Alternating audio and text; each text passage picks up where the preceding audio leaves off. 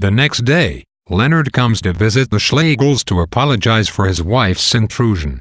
Trying to speak loftily, he first refuses to explain why Jackie thought he was at Wickham Place. Eventually, he drops his awkward affectations and starts talking about how, in an attempt to get back to nature, he walked all night and much of the next day. Intrigued, the Schlegels think that he has made a heroic attempt to break through the dullness of his daily life and to connect with something spiritually real. That night, Margaret and Helen go to a dinner party discussion group, at which they debate the question of allocating money to the poor. They talk so much about Leonard that everyone at the party begins using his name as a kind of shorthand for the poor in general.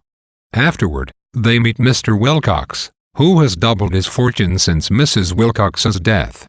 He tells them that he and Evie have rented Howard's End to an invalid and moved to a much larger home. When they tell him about Leonard, he warns them that the Porphyrion Fire Insurance Company, where Leonard is a clerk, is an unsound operation that will crash before Christmas. The Schlegels agree to advise Leonard to find a new job. They invite Leonard to tea, but the encounter is a disaster.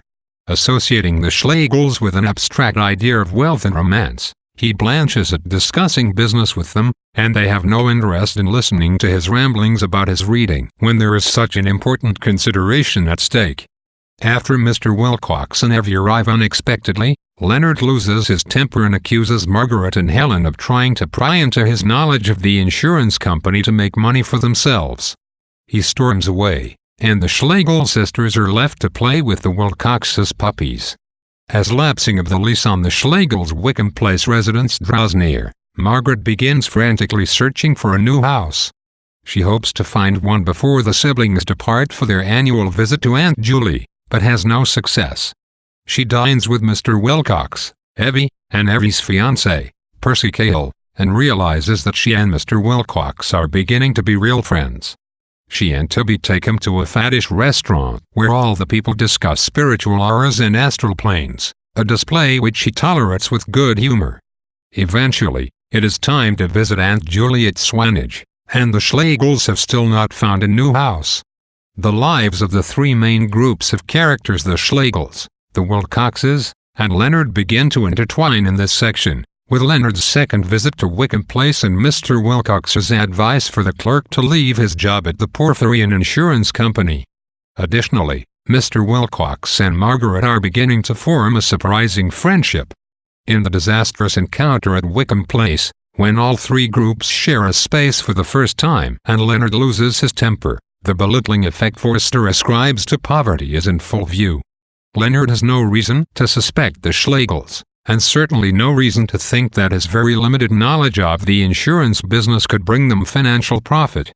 But hard experience has taught him to be suspicious of other people, and when his carefully crafted idea of romance is disappointed by the actual environment at the tea, his petty suspicion is fueled by complex inner feelings.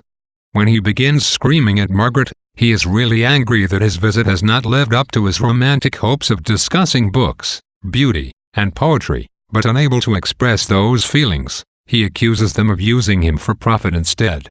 As the impending loss of Wickham Place begins to loom over the Schlegels' lives, the symbolic importance of houses in this novel becomes a main thematic concern.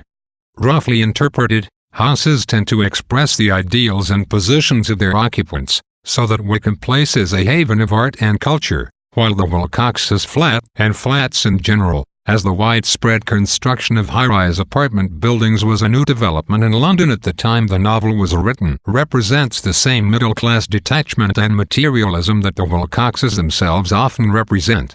Howard's End, on the other hand, is a more complicated symbol. It is the title of the novel, and is generally understood as a symbol for all of England.